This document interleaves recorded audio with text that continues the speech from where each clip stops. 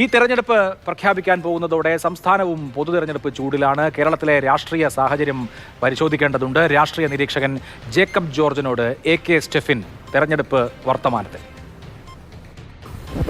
നമ്മളെല്ലാം പോളിംഗ് ബൂത്തിലേക്ക് എത്താൻ രാജ്യം എന്ന് വിധി എഴുതും എന്നറിയാൻ ഇനി മണിക്കൂറുകളുടെ മാത്രം കാത്തിരിപ്പേ ഉള്ളൂ. നമ്മോടൊപ്പം മുതിർന്ന മാധ്യമപ്രവർത്തകനും രാഷ്ട്രീയ നിരീക്ഷകനുമായ ജേക്കബ് ജോർജ് ചേരുന്നുണ്ട്. നമസ്കാരം. അപ്പോൾ ഇനി ഇലക്ഷൻ ചൂടിലേക്ക് നമ്മൾ നീങ്ങുകയാണ്. പൊളിറ്റിക്കൽ കേരളം, രാഷ്ട്രീയ കേരളം ആ നിലയിലേക്ക് ഇങ്ങനെ ഉയരുന്നതും ഒന്നാമതേ നമുക്ക് ഭയങ്കര ചൂടാണ്. ഇലക്ഷൻ ചൂടും കൂടെ വരാൻ പോവാണ്. തിളച്ചു മറിയും കേരളം എല്ലാ അക്ഷരാർത്ഥത്തിൽ തന്നെ. മോദിയുടെ ഗ്യാരണ്ടിക്ക് എന്ത് മറുപടി കോൺഗ്രസിന് നൽകാനുണ്ട്? ഇന്ത്യ മുന്നണിക്ക് എന്നതിനേക്കാൾ എനിക്ക് തോന്നുന്നത് കേരളത്തിന് എന്താണ് മറുപടി എന്നുള്ളതാണ്. അതല്ലേ കുറച്ചും കൂടെ നല്ലത്. കുറച്ചും കൂടെ രാഷ്ട്രീയം ആ ഒരു സ്റ്റേറ്റ്മെന്റിലാണ്.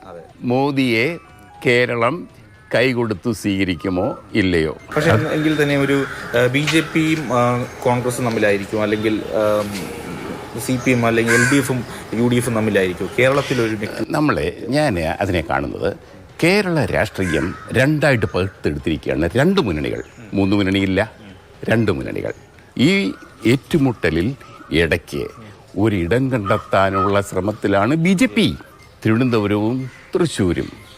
BJPയും മുന്നിൽ കാണുന്ന 2 പ്രധാനപ്പെട്ട സീറ്റുകളാണ് തിരുവനന്തപുരവും തൃശ്ശൂരും. മോദി തന്നെ പത്തനംതിട്ടയിലേക്ക് വരുന്നു, അവിടെ പ്രചാരണത്തിൽ കൂടുതൽ സജീവമാകുന്നു. അങ്ങനെ മോദി പത്തനംതിട്ടയിൽ വരുന്നത് ഇവിടെ നിന്ന് ഒരു ക്രിസ്ത്യൻ സപ്പോർട്ട് മാറ്റിയെടുക്കുക.